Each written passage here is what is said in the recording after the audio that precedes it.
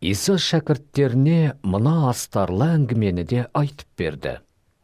Бір байдың үй шаруашылығын басқаратын кісісі болған екен.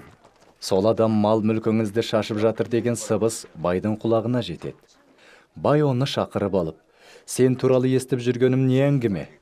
Жұмысың жайлы есеп бер. Бұдан бұлай үйімді басқара алмайсың деп шешеді. Басқарушы сонда өзіне өзі, енді не істесем екен? Қожайыным мені жұмыстан босатып тастамақ. Жер қазу қолымнан келмейді. Қайыр сұрауға ұялам. Бірақ дәл қазір не істеу керек екенін білем. Сонда үй басқарудан босаған кезімде жұрттың есігі мен үшін айқара ашық болады дейді. Содан ол қожайынына қарыздар адамдардың бәрін жеке-жеке шақырып алып, біріншісінен қожайыныма қанша борышың бар деп сұрайды. 100 күбі май дейді ол. Борыш қағазыңды ал да, отыра қалып 50 күбі деп жаз дейді басқарушы. Содан кейін басқасынан, ал сенің қанша борышың бар деп сұрайды. 100 қап бидай. Борыш қағазыңды алып 80 деп жаз дейді соған. Қожайыны өтірікші басқарушысының ақыл тауып кеткендігін мақтады.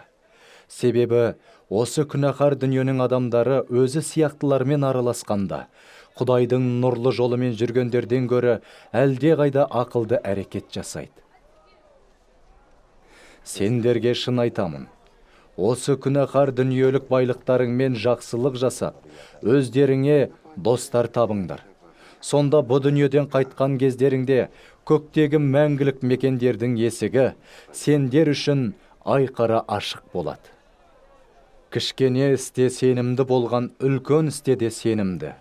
Ал кішкене істе сенімсіз болған үлкен істе де сенімсіз.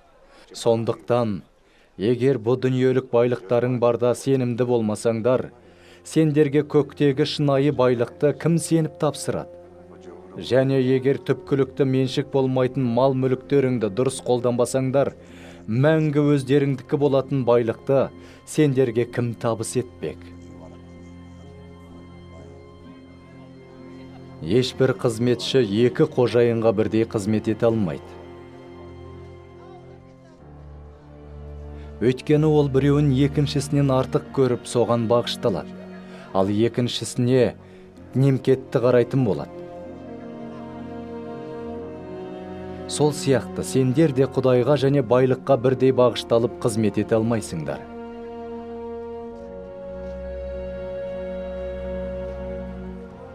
Бұлардың бәрін дүниеқор парызшылдар да естіп, Исаны мазақ қылды. Иса оларға былай деп жауап қатты. Сендер адамдар алдында әділ болғансып тұрсыңдар. Бірақ Құдай жүректеріңде не бар екенін жақсы біледі. Адамдар бұларыңды жоғары бағалағанмен, Құдай алдында ол жексұрындық.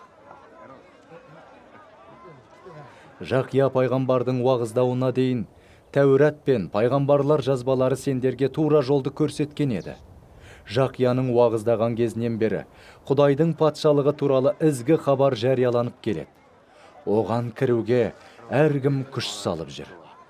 Ал Тәурат заңының бір кішкентай сызығының түсіп қалғанынан гөрі аспан мен жердің жойылып кетуі оңайырақ. Әйелін үйінен шығарып жіберіп, басқаны алған әркім неке адалдығын бұзады. Сондай-ақ, күйеуімен ажырасқан әйелді алғанда неке адалдығын бұзады.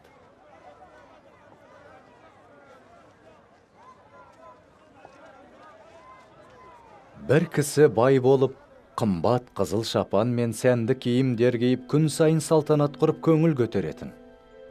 Ал қақпасының алдында Елазар есімді бір мүсәпір жататын.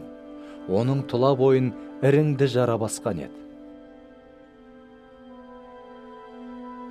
Мүсәпір байдың дастарханынан түскен қалған құтқанды жеп тойынсам деп аңсайтын. Тіпті иттер келіп, жараларын жалап кететін. Ақыры мүсәпір қайтыс болып, періштелер оны Ыбырайым пайғамбардың қасына апарып салады. Бай да өліп, қабірге қойылады. Ол о дүниеде азап шегіп жүріп, басын көтеріп қарағанда, алыстан Ыбырайым мен оның қасында жантайған Елазарды көреді. Содан ол қатты дауыспен: «Ыбырайым ата, маған қайырым қылып, Елазарды жібере көріңіз. Ол бармағының ұшын суға малып алып, тілімді салқындатсын. Мына жалынды отта қатты қиналып жатырмын» деп жалбарынады. Бірақ Ыбырайым былай деп жауап береді: «Ей балам, есіңе түсірші. Сен өміріңде әрдайым жақсылық көріп рахаттандың. Ал Елазар ауыртпалық көріп, азап шегіп жүрді. Енді ол мұнда жұбаныш тапса, сен онда қиналып жатырсың. Оның үстіне сендер мен біздің арамызға терең шыңырау орнатылған. Бұл жерден сендерге барғысы келгендер өтіп бара алмайды. Ар жақтан бізге де өтіп келе алмайды.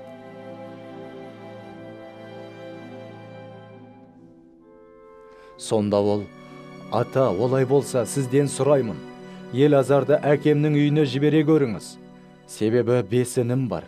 Соларға барып, олардың да осы азапты жерге түспеулер үшін мықтап ескертіп куәлік етсін» деп өтінеді. Ал Ыбырайым: «Мұса мен өзге пайғамбарлардың жазбалары оларда бар ғой, соларға құлақ ассын» дейді. «Жоқ, Ыбырайым ата, егер өлгендердің біреуі барса, онда олар теріс жолдан қайтады» деп жалынады.